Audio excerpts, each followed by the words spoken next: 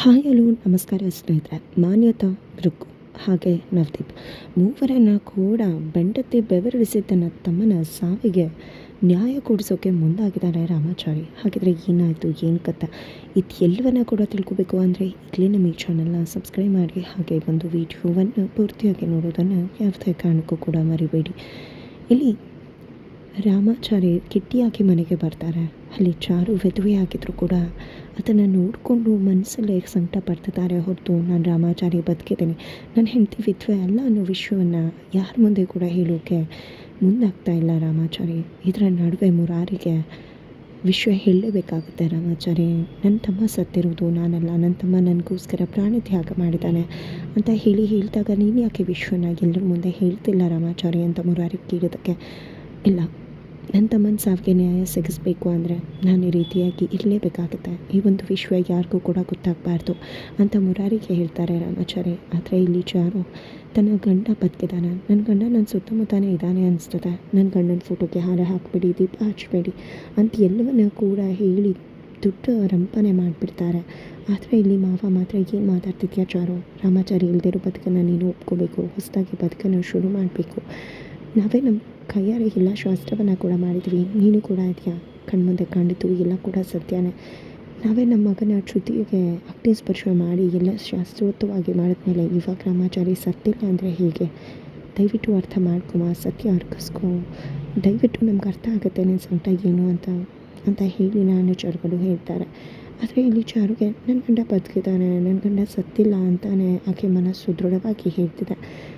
ಅದನ್ನು ನೆನಪು ಮಾಡ್ಕೋತಾಳೆ ಕೂಡ. ದೇವ್ರ ಹತ್ರ ಹೇಳ್ತಿದ್ದಾಳೆ, ದೇವ್ರೆ ನೀನು ಹೇಗೆ ಎಲ್ಲರ ಮುಂದೆ ಕಾಣಿಸ್ತಾ ಇದ್ರು ನಿನ್ನ ಇರುವಿಕೆ ಸತ್ಯ ಇದೆಯೋ ಅದೇ ರೀತಿ ನನ್ನ ರಾಮಾಚಾರಿ ಕೂಡ ಕಾಣಿಸ್ತಾ ಇರ್ಬೋದು, ಆದರೆ ಅವನ ಇರುವಿಕೆ ಕೂಡ ಸತ್ಯನೇ, ಅವನು ಬದುಕಿದ್ದಾನೆ ಅಂತಲೇ ನಂಗೆ ಅನ್ನಿಸ್ತದೆ ಅಂತ ಹೇಳಿ ಚಾರು ದೇವ್ರ ಹತ್ರ ಕೇಳ್ಕೊತಿದ್ದಾಳೆ, ದೇವ್ರ ಮುಂದೆ ಹೇಳ್ತಿದ್ದಾಳೆ.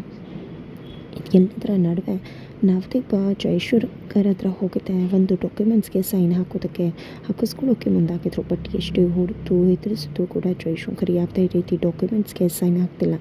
ಇದರಿಂದಾಗಿ ನವದೀಪ ಏನು ಮಾಡ್ತು, ಮಾನ್ಯತಾಜಿನೇ ಎಲ್ಲದಕ್ಕೂ ಕೂಡ ಸೊಲ್ಯೂಷನ್ ಕೊಡಬೇಕಾಗತ್ತೆ. ಯಾಕಂದರೆ ಅವ್ರಿಗೆ ಬೇಕಾಗಿರೋ ಕೆಲಸನ ನಾನು ಮಾಡಿಕೊಟ್ಟಿದ್ದೀನಲ್ವ, ರಾಮಾಚಾರ್ಯನ ಸಾಯಿಸಿದ್ದೀನಲ್ವ, ಆಮೇಲೆ ಅವರು ಕೂಡ ನಾನು ಈ ಕೆಲಸನ ಮಾಡಿಕೊಡ್ಬೇಕಾಗತ್ತೆ, ನಡಿ ಮಾನ್ಯತಾಜಿ ಹತ್ರ ಹೋಗೋಣ ಅಂತ ತನ್ನ ಅಸಿಸ್ಟೆಂಟ್ ಕರ್ಕೊಂಡು ಮಾನ್ಯತಾ ಬಳಿಗೆ ಹೋಗ್ತಿದ್ದಾರೆ. ಆ ಕಡೆ ರುಕ್ಕು ಅಂತೂ ಫುಲ್ ಇರಿಟೇಟ್ ಮಾಡ್ಕೊಂಡ್ಬಿಟ್ಟಿದ್ದಾಳೆ. ಇರಿಟೇಟ್ ಮಾಡಿಕೊಂಡು ಮಾನ್ಯತಾ ಇರೋ ಕಡೆ ಬಂದಿದ್ದಾಳೆ. ನನಗಂತೂ ಅಲ್ಲಿ ಇಷ್ಟೊತ್ತು ಇರಿಟೇಟ್ ಆಗೋಯ್ತು, ಯಾವಾಗ ಅಲ್ಲಿಂದ ಬರ್ತೀನೋ ಅಂತ ಅಂದ್ಕೊಂಡಿದ್ದೆ. ಅಲ್ಲಿ ಹಾಳೋದು, ಕರೆಯೋದು, ಚೀರೋದು, ರಾಮಾಚಾರಿ ಅನ್ನೋದು, ನಿಜವಾಗ್ಲೂ ಕೂಡ ಅದನ್ನೆಲ್ಲ ಕೇಳಿದೆ ಯಾವಾಗಪ್ಪ ಅಲ್ಲಿಂದ ಹೋಗ್ತೀನಿ ಅನ್ನಿಸ್ಬಿಟ್ಟಿತ್ತು. ಆದರೆ ಚಾರು ಅಳ್ತಿರೋದನ್ನು ನೋಡಿ ತುಂಬ ಅಂದರೆ ತುಂಬ ಖುಷಿಯಾಗಿತ್ತು. ಚಾರು ಖಂಡಿತವಾಗ್ಲೂ ರಾಮಾಚಾರಿನ ಮರಿತಾಳೆ, ಬಟ್ ಇನ್ನೂ ಕೂಡ ರಾಮಾಚಾರಿ ಬದುಕಿದ್ದಾನೆ, ಎಲ್ಲೆಲ್ಲೂ ಇದ್ದಾನೆ ಅಂತಲೇ ಹೇಳ್ತಿದ್ದಾಳೆ. ಆದರೆ ಎಲ್ಲರೂ ಕೂಡ ರಾಮಾಚಾರಿ ಸತ್ತಿದ್ದಾನೆ ಅನ್ನೋದನ್ನು ಚಾರುಗೆ ಅರ್ಥ ಮಾಡಿಸೋಕೆ ಮುಂದಾಗ್ತಿದ್ದಾರೆ. ಖಂಡಿತ ಮಕ್ಕಳು ಒಂದು ಕ್ಷಣ ರಾಮಾಚಾರಿನ ಮರೆತು ಬಂದೇ ಬರ್ತಾನೆ ಅಂತ ಮಾನ್ಯತೆಗೆ ಹೇಳ್ತಾರೆ.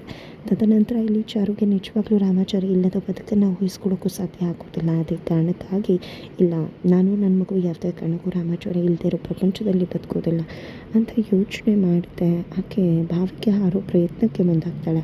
ಮನೆ ಮುಂದೆ ಇರೋ ಬಾವಿಗೆ ಆರೋಗ್ಯ ಅಂತ ಬಂದಾಗ ಅಲ್ಲಿ ತಂತ ಮುರಾರಿ ಏನು ಮಾಡ್ತಿದ್ರೆ ಅದಕ್ಕೆ ದಯವಿಟ್ಟು ಅಂತ ನಿರ್ಧಾರವನ್ನು ತೆಗೆದುಕೋಬೇಡಿ, ದಯವಿಟ್ಟು ಯಾಕೆಂತ ತೀರ್ಮಾನ ತಗೋತಿದ್ದೀರಾ ಅಂತ ಹೇಳಿದಾಗ, ಇಲ್ಲ ಮುರಾರಿ, ನನಗೆ ರಾಮಾಚಾರಿ ಬಿಟ್ಟು ಬದುಕೋದಕ್ಕೆ ಆಗೋದಿಲ್ಲ, ನನ್ನ ರಾಮಾಚಾರಿ ಇಲ್ಲದಿರೋ ಬದುಕು ನನಗಾಗಲಿ ನನ್ನ ಮಕ್ಕಳಿಗಾಗಲಿ ಬೇಡ, ನಾನು ಕೂಡ ರಾಮಾಚಾರಿ ಇರೋ ಕಡೆನೇ ಹೋಗ್ಬಿಡ್ತೀನಿ ಅಂತ ಚಾರು ಹೇಳಿದಾಗ, ದಯವಿಟ್ಟು ಅಂತ ತಪ್ಪನ್ನು ಮಾಡಬೇಡಿ, ಅದಕ್ಕೆ ರಾಮಾಚಾರಿ ಸತ್ತಿದ್ರಲ್ವ, ಅವನಿರೋ ಕಡೆ ನೀವು ಹೋಗೋದು, ರಾಮಾಚಾರಿ ಸತ್ತಿಲ್ಲ ಅಂತ ಹೇಳಿದ ತಕ್ಷಣ ಚಾರುಗೆ ಶಾಕ್ ಆಗುತ್ತೆ. ಏನು ಮಾತಾಡ್ತಿದ್ಯಾ, ರಾಮಾಚಾರಿ ಸತ್ತಿಲ್ಲ ಅಂದಾಗ, ಇಲ್ಲ ಅಂತ ನಮ್ಮನೆಗೆ ಕಿಟ್ಟಿಯಾಗಿ ಬಂದದಾನಲ್ವ ಅವನೇ ರಾಮಾಚಾರಿ, ಖಂಡಿತ ರಾಮಾಚಾರಿ ಸತ್ತಿಲ್ಲ, ನಿಜವಾಗ್ಲೂ ಸತ್ತಿದ್ದು ಕಿಟ್ಟಿ ಅಂತ ಹೇಳಿದಾಗ, ಏನು ಮಾತಾಡ್ತಿದ್ಯಾ ಮುರಾರಿ, ನೀನು ನನ್ನನ್ನು ಇದರಿಂದ ತಡಿಬೇಕು, ಬದುಕಿಸ್ಬೇಕು ಅನ್ನೋ ಕಾರಣಕ್ಕೆ ಈ ರೀತಿ ಸುಳ್ಳು ಹೇಳ್ತಿದ್ಯಾ ಅಂತ ಚಾರು ಕೇಳಿದಾಗ, ಇಲ್ಲ ಅದಕ್ಕೆ ನಾನು ನಿಜನೇ ಹೇಳ್ತಿದ್ದೀನಿ, ಖಂಡಿತವಾಗ್ಲೂ ಸತ್ತಿತ್ತು ರಾಮಾಚಾರಿ ಅಲ್ಲ ಕಿಟ್ಟಿ ರಾಮಾಚಾರಿಗೋಸ್ಕರ ಪ್ರಾಣ ತ್ಯಾಗ ಮಾಡಿಬಿಟ್ಟ ಅಂತ ಹೇಳಿದಾಗ, ನಿಜವಾಗ್ಲೂ ಅಂತ ಹೇಳಿ ಚಾರುಗೆ ಒಂದು ಕ್ಷಣ ನೋವಾಗುತ್ತೆ ಕಿಟ್ಟಿ ಸಾವಾಗಿದೆ ಅಂತ. ತದನಂತರ ಇಲ್ಲಿ ರಾಮಾಚಾರಿನ ಹುಡ್ಕೊಂಡು ಹೋಗ್ತಾಳೆ. ರಾಮಾಚಾರಿ ಮನೆಯೆಲ್ಲ ಹುಡುಕಾಡ್ತಾಳೆ ರಾಮಾಚಾರಿ ಅಂತ. ಆದರೆ ರಾಮಾಚಾರಿ ಎಲ್ಲೂ ಕೂಡ ಕಾಣಿಸೋದಿಲ್ಲ. ಹೊರಗಡೆ ಇರ್ತಾರೆ. ಹೊರಗಡೆ ಇರೋ ರಾಮಾಚಾರಿನ ನೋಡಿದ್ದೆ. ಹೋಗಿ ರಾಮಾಚಾರಿ ಅಂತ ಅಪ್ಕೊಂಡು ಕಣ್ಣೀರು ಹಾಕ್ತಿದ್ರೆ ಏನದೆಲ್ಲ ಮುರಾರಿ ಅಂತ ಮುರಾರಿನ ಪ್ರಶ್ನೆ ಮಾಡ್ತಾರೆ. ಅಷ್ಟು ಬಗೆಯಿಂದ ಏನೂ ಹೇಳಬೇಡ ಅಂತ ಹೇಳಿದ್ರು ಕೂಡ ಹೇಳ್ಬಿಟ್ವಲ್ಲ ಮುರಾರಿ ಅಂತ ರಾಮಾಚಾರಿ ಕೇಳಿದಾಗ ಇನ್ನೇನು ಮಾಡಲಿ, ಈಗ ಏನಾದರೂ ನಾನು ಸತ್ಯ ಹೇಳ್ತಾ ಇದ್ದಿದ್ರೆ ಇಷ್ಟೊತ್ತಿಗೆ ಚಾರು ಅದಕ್ಕೆ ನಮ್ಮನ್ನೆಲ್ಲ ಬಿಟ್ಟು ಹೋಗ್ಬಿಡ್ತಿದ್ರು ಅಂತ ಹೇಳಿದ ತಕ್ಷಣ ರಾಮಾಚಾರಿಗೆ ಶಾಕ್ ಆಗುತ್ತೆ. ನಂತರ ಏನಾಯಿತು ರಾಮಾಚಾರಿ, ನೀನು ಯಾಕೆ ಈ ರೀತಿ ಡ್ರಾಮಾ ಮಾಡ್ತಿದ್ಯಾ, ನಾಟಕ ಮಾಡ್ತಿದ್ಯಾ ಅಂತ ಕೇಳಿದಾಗ ಇನ್ನೇನು ಮಾಡ್ತು ಮೇಡಮ್, ಅನಿವಾರ್ಯತೆ ಇದೆ ಅಲ್ವಾ, ಅದಕ್ಕೋಸ್ಕರನೇ ಅಂತ ಹೇಳ್ತಾರೆ. ಏನಾಯಿತು ಅಂಥದ್ದು ಅಂದಾಗ ರಾಮಾಚಾರಿ ಮನೆಯಿಂದ ಹೋದಾಗಿಂದ ಹಿಡಿದು ಬಂದಿದ್ದ ಆಕೆ ಅವ್ರಿಗೆ ಟ್ರ್ಯಾಪ್ ಮಾಡಿ ನವದೀಪ್ ಹತ್ರ ಕರ್ಕೊಂಡು ಹೋಗೋ ತನಕ, ತದನಂತರ ದಾರಿ ಮಧ್ಯದಲ್ಲಿ ಕಿಟ್ಟಿಗೆ ಇವರಿಬ್ಬರು ನೋಡಿ ರಾಮಾಚಾರಿ ಟ್ರ್ಯಾಪ್ ಆಗಿದ್ದಾನೆ ಅನ್ನೋ ವಿಷಯ ಗೊತ್ತಾಗಿ ಅವರನ್ನು ಫಾಲೋ ಮಾಡೋದು.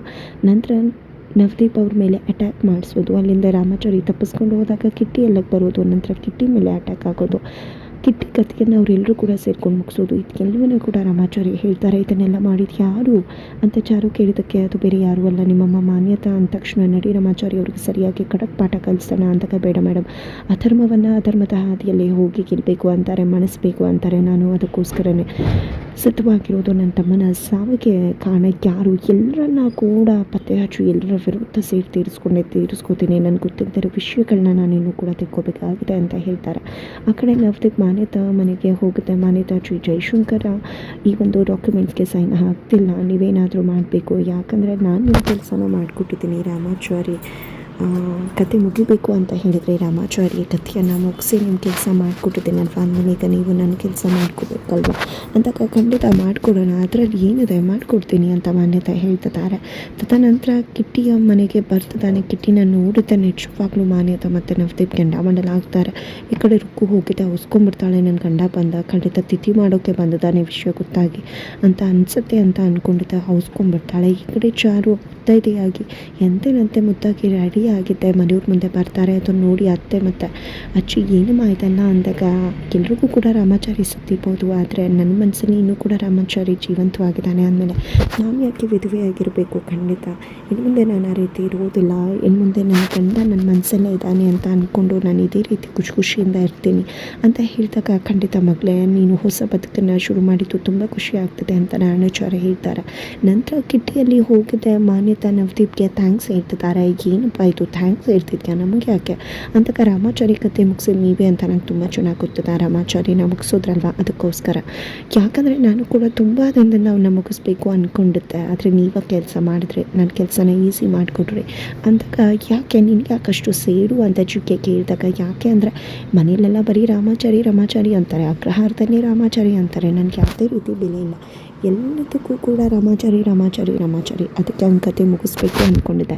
ನನಗೆ ಇಂಥ ಒಂದು ಭಾವನೆ ಇದೆ ಅಂತ ನನ್ನ ಹೆಂಡತಿಗೂ ಕೂಡ ಗೊತ್ತಿಲ್ಲ ರುಕ್ಕುಗೆ ಅಂತ ಹೇಳ್ತಾರೆ. ಜೊತೆಗೆ ಇನ್ನು ಮುಂದೆ ನಾನು ಕೂಡ ನಿಮ್ಮ ಟೀಮ್ ಅಂತಿದ್ದಾಗೆ ರುಕ್ಕು ಅಲ್ಲಿಗೆ ಬಂದಿದ್ದೆ.